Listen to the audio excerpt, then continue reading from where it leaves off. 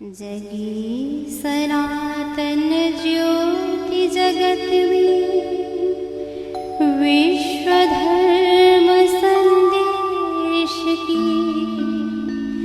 मुखरित हुई ऋचाएं फिर से भरत भूमि में वेद की। जगी सनातन ज्योति जगत में, विश्व धर्म संदेश की।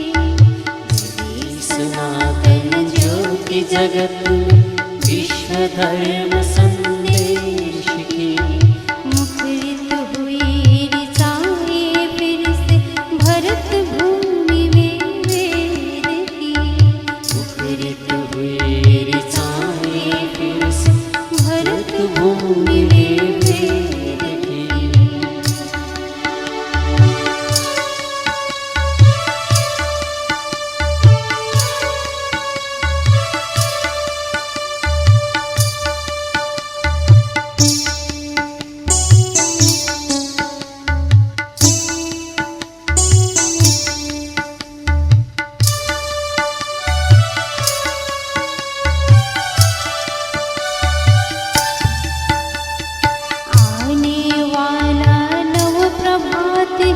वसुधा के श्रृंगार का आने वाला नव प्रभात है। वसुधा के श्रृंगार का, भारत माता के वैभव का, धरती के उद्धार का। भारत माता के वैभव का, धरती के उद्धार का। जगत गुरु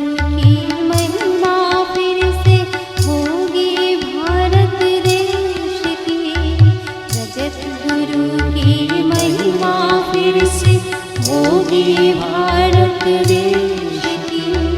मुखरित हुई ऋचाएं फिर से भरत भूमि में वेद की। मुखरित हुई ऋचाएं फिर से भरत भूमि में वेद की।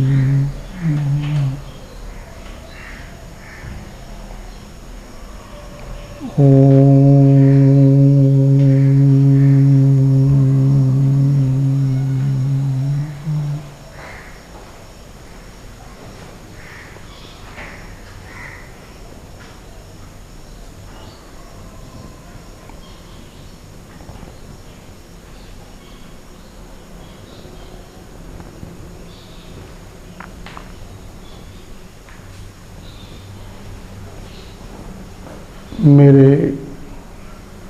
प्रिय आत्मन,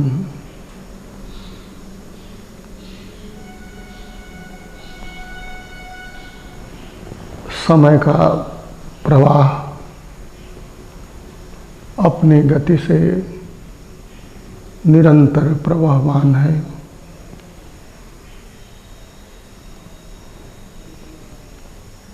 श्री कृष्ण संमत के अनुसार आज कोई 5246 वर्ष का प्रारंभ हुआ है।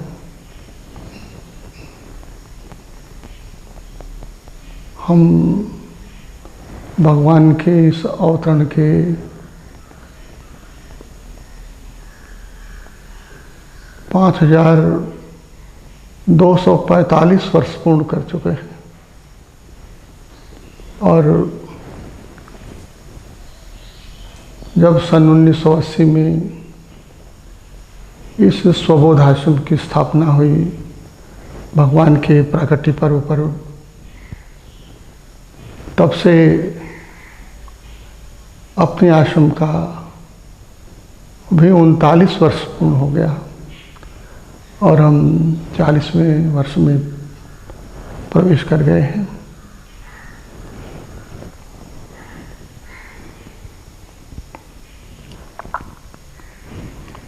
आज की स्थिति पर जब हम अपने आश्रम का स्थापना दिवस यह समारोह संपन्न कर रहे हैं,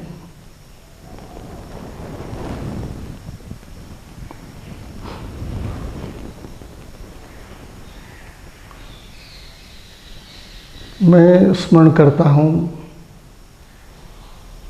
और चाहता हूँ कि आपको भी हम स्मृति दिलावें।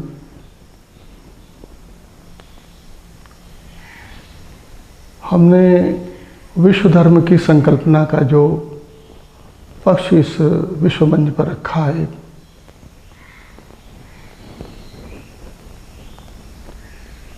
उसकी भूमिका क्या है, और इसलिए आपको हम भगवान के संदेश की ओर ले जाएंगे। जब उस युद्ध भूमि में, रण क्षेत्र में भगवान ने अर्जुन को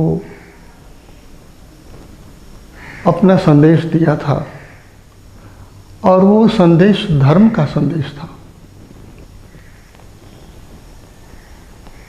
आपको जान के यह आश्चर्य होगा, हैरानी होगी,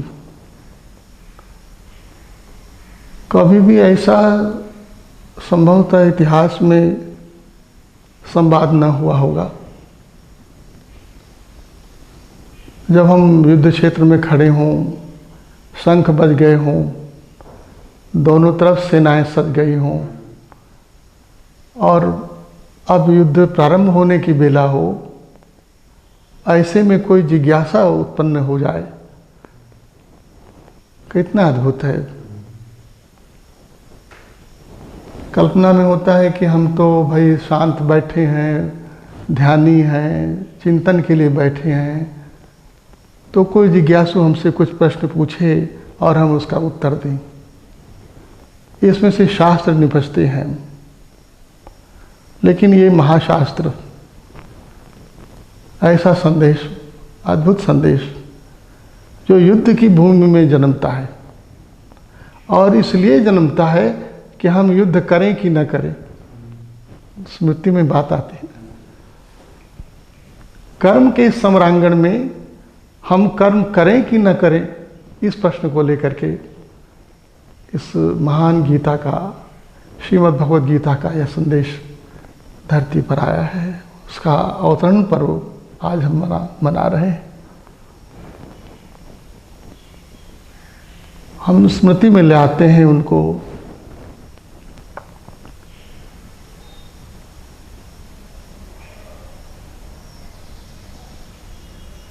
यद्यपि यह एक गहन विषय है जिस पर हमको विस्तार से चर्चा करनी चाहिए, फिर भी मेरा अपना भाव है कि आपके बीच में इतने दिनों से जो हम चर्चा करते आए हैं, तो जिस भूमि पर आप खड़े हैं, तो संक्षेप में और सार रूप में आपको सुझाव पाना सरल भी है और शायद आपके लिए बहुत उपयोगी भी है। आप भी आश्रम के इस क्रम को, जिस क्रम से गतिमान बनाए हुए हैं, उसमें आपके लिए भगवान का यह संदेश एक दिशा बोध देगा और आपको उस भूमि पर खड़ा करेगा कि यह विश्व धर्म कैसे संभव हो सकेगा। क्या ऐसा हो सकेगा कि धरती पर यह विश्व धर्म स्थापित हो गई? और हम आपको उस संभावना को दिखाना चाहते हैं। हम आपको मानव मन की मर्यादा को बताना चाहते हैं कि हमारी मर्यादा क्या होगी क्या यह संभव हो सकेगा?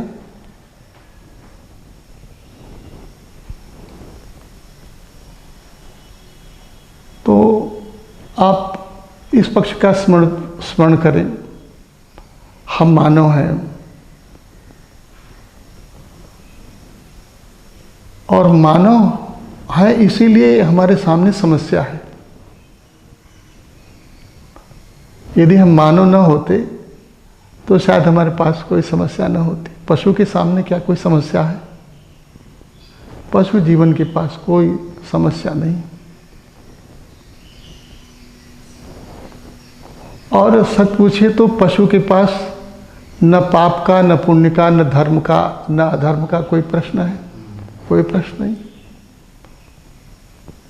जो द्वंद्व है वो हमारा है, मानव का है, मानव मन का द्वंद्व है। और इसलिए मानव को ही अपनी मर्यादा को जानना आवश्यक है कि हमारी मर्यादा क्या होगी, हमको अपनी इस मर्यादा में कहाँ रहना है, कहाँ इसका अतिक्रमण करना है। अतिक्रमण की भी मर्यादा होगी। ऐसा नहीं है कि यह मर्यादा अमर्यादित हो, है ना? तो इस मर्यादा का थोड़ा विचार करें। और वो मर्यादा हम एक शब्द में यदि उसको शास्त्रीय शब्द देवें तो शास्त्र ने ऐसा शब्द कहा तो नहीं, लेकिन हम आपको कहना चाहेंगे कि यह मर्यादा धर्म की है।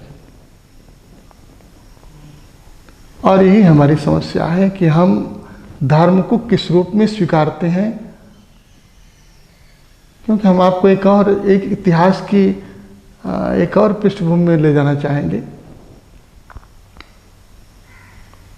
आपने ऐसे शायद इतिहास न पढ़ा हो, पढ़ा तो होगा, ऐसा तो मेरा कहना नहीं, लेकिन मेरा भाव है कि उसकी स्मृति को आप ला पावें। तो कोई 1192 में, ये मैं थोड़ा पीछे ले जा रहा हूँ,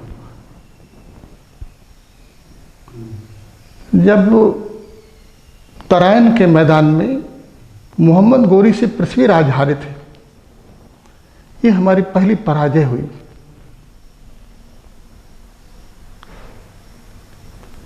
और आप ख्याल करिए उस पराजय का भी जो इतिहास है विचित्र होगा।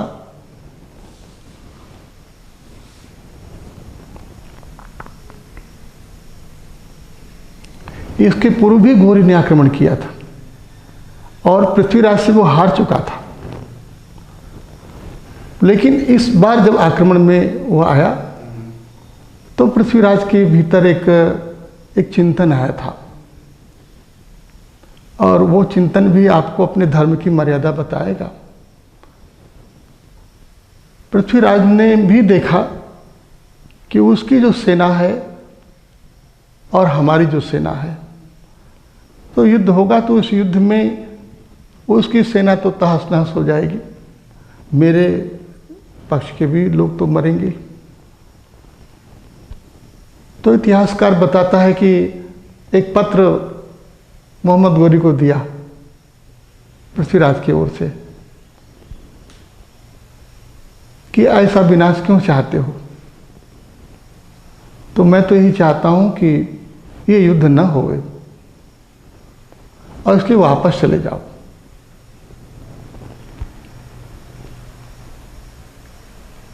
लेकिन ख्याल करिए, युद्ध की इच्छा से जो आया हुआ है, पृथ्वीराज के भीतर तो जो भाव जगा कि ऐसा विनाश न हो, विनाश को टाला जाए, और विनाश को टालने की भावना से जो उसने पत्र दिया, तो गोरी की ओर से उत्तर आया कि आपका कहना यथार्थ है, लेकिन हम जिनकी आज्ञा से युद्ध करने के लिए आए हुए हैं, अभी तो हमको उनसे वार्ता करनी पड़ेगी। उसने अपने भाई का संदर्भ दिखाया, उसे हमको वार्ता करनी पड़ेगी और इसमें थोड़ा सा समय लगेगा। तो जैसा आप चाहते हैं कि युद्ध विराम हो, तो हम आराम करते हैं, आप भी आराम करिए। देखिए कैसा इतिहास है। तो युद्ध विराम की स्थिति में पृथ्वीराज की सेना, हमारी सेना, भारत की सेना आराम में हो। वो रात्रि आराम विश्राम में बीत रही और प्रभात होते होते आक्रमण हो गया, क्योंकि वो तो एक कूटनीति थी। और इसी स्थिति में क्या होगा, बलशाली पौरुषयुक्त सेना के रहते हुए भी हमारी हार हुई, पहली हार। और उस हार के बाद फिर तो एक सिलसिला चला, एक क्रम चला और हम कहाँ पहुँचे। लेकिन अब हम दूसरी बात का स्मरण दिलाएं आपको। 1192 में जो हमारी पराजय हुई, और आप स्मरण दिलाएं आपको कि 1992 में, यदि आप मेरी बातों का स्मरण करें तो आपको मैंने सुझाया था कि अब हमारा राजनीतिक क्षेत्र जो क्षितिज है वो बदलने वाला है। शायद स्मृति में बात आ रही हो। और 1992 में वो घटना फिर से हुई है। वह जो पराजय का इतिहास है वो पलटा है। ख्याल में आ रही बात मेरी, किधर हम जा रहे हैं। और आज भगवान का मंदिर अयोध्या में निर्मित हो रहा है। तो हम बताना क्या चाहते हैं, 800 वर्ष बीता था 1192 से लेकर के 1992, ये 800 वर्ष बीता। 800 वर्ष के काल में हम कहाँ गए, कैसे रहे, तो हम आपको याद दिलाएंगे ये गलती कहाँ से हुई। हम युद्ध भूमि में क्यों हार गए, युद्ध भूमि में हमारा पराजय कैसे हो गया। तो ये इतिहास हमको जानना है, समझना है और अपनी चेतना को जगाना है। आप भी कि युद्ध भूमि में खड़े हुए हैं। आप न समझिए कि प्रभु का मंदिर बन रहा है तो अब सब युद्ध समाप्त हो गया है। आप तो उसी भूमिका में अभी भी खड़े हुए हैं, क्योंकि जिनको आक्रमण करना है आपके ऊपर वो वहीं पर खड़े हुए हैं। तो हम कोई हिंदू मुसलमान की बात आपसे कहने नहीं आए हैं। हम तो उस संदेश को आपको चाहते हैं कि आप स्मृति में ले आवें, जो हमारे भगवान का संदेश है। अब भगवान का संदेश तो 5000 वर्ष पहले का है। और उस समय 5000 वर्ष पहले मैं आपसे कहूँ कि न आप हिंदू थे और न कोई मुसलमान था, न कोई ईसाई, नहीं कोई पारसी, न कोई यहूदी। कौन था? न कोई बौद्ध, न कोई जैन, कोई नहीं था। आप ही थे। तो जो आप थे उस आप को पहचानिए, ये हमारा विश्व धर्म है। उस अपने सनातन स्वरूप की पहचान हमको जन जन तक पहुंचानी है। यदि युद्ध का समाधान खोजना है, और समाधान ऐसा मैं नहीं कहना चाहता कि युद्ध फिर नहीं होगा, युद्ध होगा, लेकिन धर्म युद्ध होगा। तब हम उस धर्म की भूमि पर खड़े होंगे, अपनी मर्यादा में होंगे और अपनी मर्यादा में हो करके अपने स्वधर्म का अनुपालन करेंगे। तो आज हम आपको क्या समझावें, क्या कहें, बताना ही चाहूँगा कि कर्म का यह जो जगत है, कर्म का प्रवाह चल रहा है। चीज़ें बदलती जा रही हैं, ये प्रवाह चलता ही जा रहा है, अनवरत चलता जा रहा है। इसी में हमको जीना है, इसी में हम जन्मे हैं, इसी में हमको रहना है और इसी में हमको काल कवलित होना है। इसमें स्वयं की पहचान होनी जरूरी है। स्वयं की पहचान के बिना हमारा पथ भ्रांत हो जाएगा। आप ये न सोचें कि भारत जाग गया है, भारत नहीं जागा है। ये इस अर्थ में कह रहा हूँ, हो सकता है कि आप सोचें कि एक प्रतिक्रिया में जाग गया हो, लेकिन प्रतिक्रिया तो सदैव किसी न किसी और दूसरी प्रतिक्रिया को, क्रिया तो किसी प्रतिक्रिया को जन्म देने वाली होगी। तो क्रिया और प्रतिक्रिया का यह जगत निष्कर्मता को उपलब्ध हो सके, इसमें हम अपने स्वधर्म का समुचित अनुपालन कर सकें, इसकी ओर ये जगत जा सके, इसकी चिंतना है। और ये भी मैं नहीं कहूँगा कि सारा विश्व अर्जुन हो जाएगा, सारा भारत अर्जुन हो जाए, सारी दुनिया अर्जुन हो जाए। आप सोच सकते हैं, समझ सकते हैं। और यदि सब अर्जुन होते तो सब भगवान के सम्मुख होते, भगवान से पूछते, तो ऐसा होगा? तो आप तो भारत हो, आप तो प्रभु के सम्मुख हो, आपसे वार्ता करनी है, भारत से वार्ता करनी है, अर्जुन से वार्ता करनी है। कि कोई अर्जुन तो भगवान की वाणी समझ सके, और यदि अर्जुन समझ सकेगा तो फिर सब लोगों को समझाया जा सकता है, और तब इस विजय का अभियान मनाया जा सकता है। तो भगवान की बात आपको मैं बहुत थोड़े सार में सुनाऊं, समझाऊं। भगवान ने कहा कि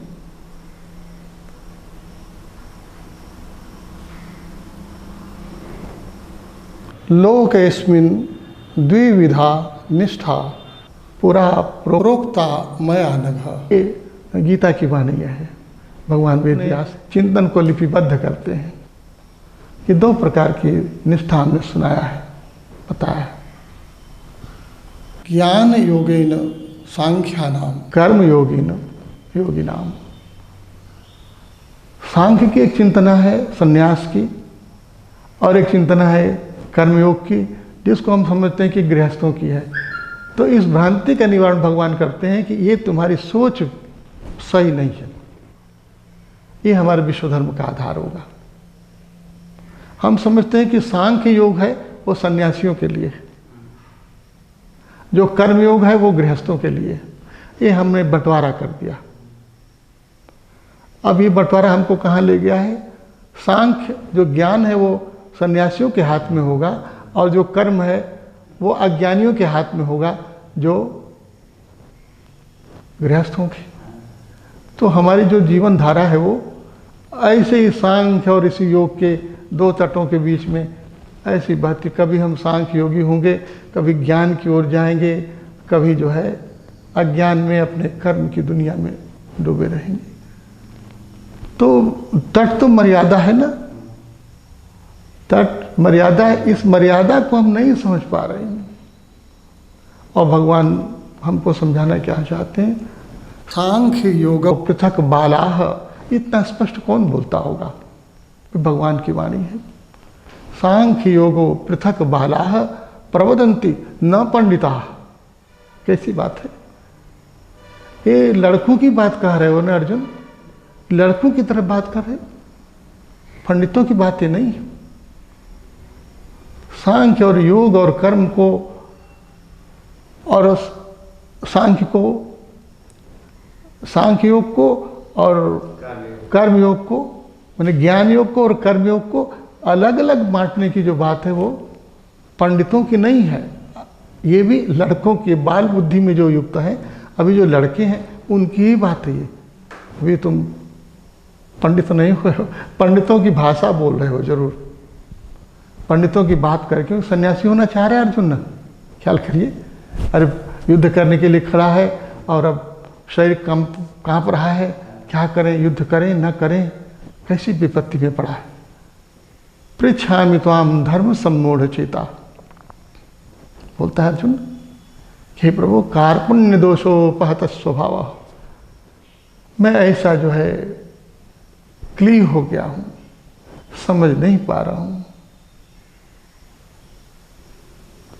और इसलिए आपसे पूछता हूं कि प्रभु बताइए कि मेरा क्या धर्म है, क्या करें क्या ना करें, आप हमको बताइए। आपसे मैं पूछना चाहता हूं। और क्यों पूछना चाहता हूं? शिष्य ते हम साधिमाम त्वाम प्रपन्नम। क्योंकि मैं आपका शिष्य हूं, जिज्ञासु हूं। देखो मेरे बंधु, जिज्ञासु तो कोई भी हो सकता है ना। आप जिज्ञासु होइए, अच्छी बात है कि हर बात की जिज्ञासा हो सकती है, लेकिन शिष्य होना, जिज्ञासु होना तो उचित है। शिष्य तो जिज्ञासु है ही है, लेकिन जिज्ञासु शिष्य हो सके, ये बड़ी बात है। जब तक जिज्ञासु शिष्य नहीं होगा, शरणापन्न नहीं होता है, तब तक वो उस सत्य का आदर कैसे करेगा। वो बातों को सुनता है और बातों को सुनी, हाँ ये तो चिंतन की धारा है, बात है, ऐसा जान करके उसे अलग भी कर सकता है अपने से। लेकिन शिष्य जिसके भीतर जिज्ञासा है, ऐसा जो जिज्ञासु शिष्य है, वो फिर सद्गुरु की वाणी को अन्यथा नहीं करता है। वो वाणी उनके भीतर उतरती है, शिष्य होने के कारण ये वाणी उसके भीतर उतरती है और उसका जीवन बन जाती है। तब गीता का साफल्य होता है। ऐसा जब योग बैठता है, नहीं तो हम गीता तो पढ़ते ही हैं, गीता की वाणी पढ़ते हैं, गीता लोगों को सुनाते भी हैं, लेकिन हम शिष्य हैं, न हमारे भीतर जिज्ञासा है उस सत्य को जानने की। हम तो युद्ध भूमि में खड़े नहीं हैं, हमारे सामने मरने जीने का संकट नहीं है, हमारे सामने बुद्धि का कौतूहल है, ऐसा है कि कैसा है क्या नहीं है। तो इस कौतूहल से हम चाहते हैं कि हमारे समाधान हमको मिले, तो हम बुद्धि का कौतूहल, बुद्धि का समाधान खोज के अपने आराम में रहते। हमारे भीतर कर्म का प्रादुर्भाव नहीं हो पाता। तुम्हें ज्ञान की भी जरूरत है और तुम्हें कर्म की जरूरत है। और जो जिस द्वंद्व में तुम हो कि मैं ये करूं कि वो, ये केवल ज्ञानहीन जो कर्मी है, ज्ञान युक्त नहीं है, अब ये सोचता है ऐसा करें कि वैसा करें, अज्ञानग्रस्त है और इसलिए वो धर्म के संबंध में मूढ़ हो गया है। और तो अब उस ज्ञान की चर्चा को, उसका उपसंहार भगवान कैसे करते हैं। भगवान ने अंत किया है गीता को, तो भगवान का वचन है कि सर्वधर्मान परित्यज्य। ख्याल करिए, शुरुआत गीता होती है इस जिज्ञासा से कि धर्म क्या है, अब भगवान पूर्ण करते हैं उसे कि सर्वधर्मान परित्यज्य, सारे धर्मों को छोड़कर माम एकम शरणम व्रज, तुम उस एक की शरणागति में, मेरी इस एक की शरणागति में उपस्थित हो, ये समाधान है। क्यों? अहम त्वाम सर्व पापेभ्यो मोक्षयिष्यामि मा शुचः। सोचो मत, अब विचार करने की, दुविधा में रहने की जरूरत नहीं है। एक की शरणागति ग्रहण करो और हम बोलते हैं, हम बताते हैं, तुम्हें तुम्हारा मार्ग दिख जाएगा। तुम धर्म की शरणागति में हो। देखें, ये परम धर्म है। किस धर्म की यात्रा से हमको बाहर निकलना है? जो हमने मन बुद्धि के द्वारा बनाया हुआ धर्म, जो हमारा संप्रदाय धर्म है। ये मेरी बुद्धि कहती है, उनकी बुद्धि कहती है, ये जो नाना। और देखिए, ख्याल करिए, मैं आपको सुझाव दूं कि 5000 वर्ष के बाद ही तो ये सब धर्म आए हैं, जो आज धर्मों की दुनिया में आप खड़े हो गए। इनका धर्म, उनका धर्म, और उसी में से मेरा भी एक धर्म हो गया। और आज हिंदू भी उसी प्रकार के एक धर्म में हो गया कि मेरा ऐसा धर्म हो गया। भगवान का धर्म अभी नहीं जन्मा है मेरे प्यारे। हिंदू के पास वो धर्म जन्म सकता है क्योंकि हम उन्हीं की संतति है, उनकी स्मृति में हम ही हो सकते हैं। लेकिन हमको अपने इस हिंदू को तो उस रूप में लाना पड़ेगा जो भगवान कह रहे हैं कि सर्वधर्मान परित्यज्य। मन बुद्धि की, प्रकृति के, इस राज्य के जो धर्म है, जो नियम है, कानून है, विधान है, इससे थोड़ा ऊपर उठो आप। तब मैं जो बोलता हूँ उसे समझ पाओगे। और ख्याल करिए, अर्जुन को भगवान जो बताते हैं और जो पांडव युद्ध में जैसा भी करते हैं, आप बोलेंगे भगवान तो बहुत कुछ अनीति का काम करा रहे हैं, ऐसा तो भगवान को नहीं कराना चाहिए। ऐसा प्रश्न आता है, ऐसा संदेह जनता है कि भगवान तो हमको धर्म की बात कहते हुए ऐसा करा रहे हैं, हमारी सारी सबकी प्रतिज्ञाएं भंग हो रही हैं।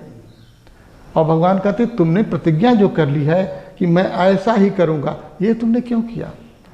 तुम्हारे अपने मन बुद्धि का सोचा हुआ है। तुम जिस दिन मन बुद्धि से पार हो पाओगे, उस दिन उस एक की शरण में मेरे परम धर्म में स्थित हो पाओगे। यही मेरा विश्व धर्म होगा। भगवान का संदेश, कृष्ण का संदेश विश्व धर्म का संदेश है। और यही आज ये प्रज्ञान पुरुष उसी संदेश में आपको आमंत्रित करता है। तो आपको हम चाहेंगे कि आप समझें, बूझें और मन बुद्धि से पार अपने अंतःवासी प्रभु से, श्री कृष्ण से अंतर्निर्देशित हो सकें और आपकी बुद्धि उस प्रज्ञान में उपस्थित हो सके कि आप अपने स्वधर्म को पहचान सकें। पथ तो दिया है प्रभु ने। आज इतनी ही चर्चा करता हूँ। इस पथ का आप अनुसरण करें।